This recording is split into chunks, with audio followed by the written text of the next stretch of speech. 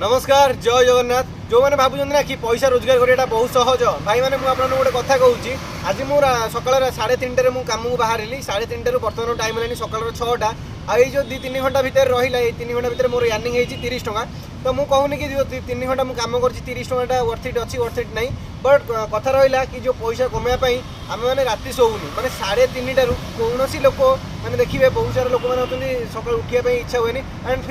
फिलहाल मत भी उठा इच्छा हुए कहीं राति जदि 12 कम सारी घर को जी 11टा बेलू कम सारी घर को जी मत आप पाखे रहा 2-3 घंटार समय 3 घंटा बॉडी को रेस्ट दे सकाल उठा बहुत कष्ट तापर भी आम मैंने कौन आम भाया लोक मैंने सब आसती पैसा किसी रोजगार करने घर चलवाई कितु जिते आप 3-4 घंटा कम करेंगे 3-4 घंटा कम कलापर आपंकर 30 टका इनकम हम एपटे आखिरे निद थी एंड